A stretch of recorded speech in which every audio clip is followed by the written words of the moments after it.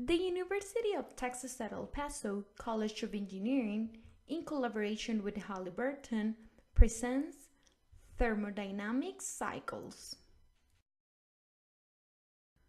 What is thermodynamics? Thermodynamics comes from the Greek root thermes, which means heat, dynamis, which means power.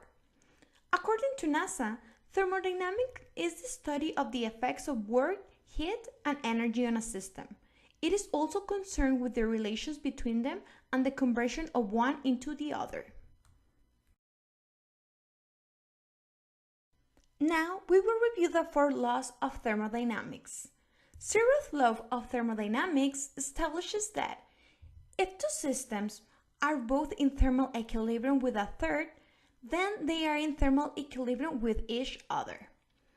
Imagine that we have 3 systems, A, B, and C.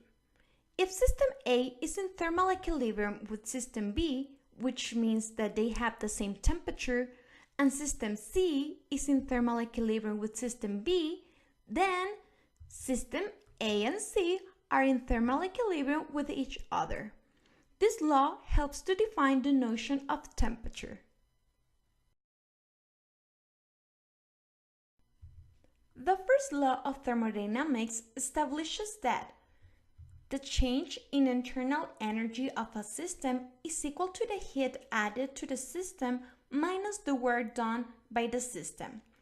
This is an application from the conservation of energy principle, which states that energy cannot be created or destroyed. It can only change from one form to another. We will go into more detail of this law later. The second law of thermodynamics establishes that energy can flow spontaneously from a system at a higher temperature to a system of lower temperature. Energy doesn't flow spontaneously from a lower to a higher temperature. For example, if we put a warm can of soda into ice, the heat will go from the can into the ice. The third law of thermodynamics establishes that the entropy of a perfect crystal at absolute 0 Kelvin is exactly equal to 0. Entropy is defined as the disorder of a system. For example, in the states of matter, liquid, solid, and gas, they are made of microscopic particles. In the solid state, the molecules are in order. This means that the entropy is lower. In the gas state, the molecules are in disorder. This means that the entropy will be higher. This law means that at absolute 0 Kelvin, there will be no movement of particles. After understanding these rules, let's examine the thermodynamic cycles. Let's define first thermodynamic cycles. A thermodynamic cycle is defined as a sequence of thermodynamic processes that involve heat transfer, work into and out of the system, while varying pressure, temperature, and other state variables within the system. Thermodynamic cycle can be divided into power cycles and refrigeration cycles. Power cycles produce power output and they are called engines. Refrigeration cycles, as its name implies, produces refrigeration. They are called refrigerators, air conditioners, or heat pumps.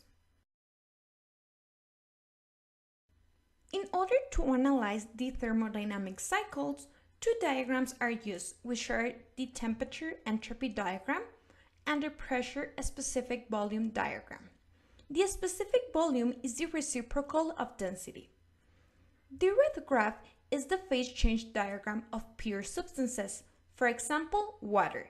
This diagram consists of a compressed liquid region, which is at the left of the graph, superheated vapor region, which is at the right of the graph, saturated liquid vapor region, which is under the curve of the phase diagram, and the critical point, which is where the saturated liquid and saturated vapor states are identical. Above this phase diagram, the thermodynamic cycles will be drawn. For example, These are the temperature entropy diagram and the pressure specific volume of the Carnot cycle.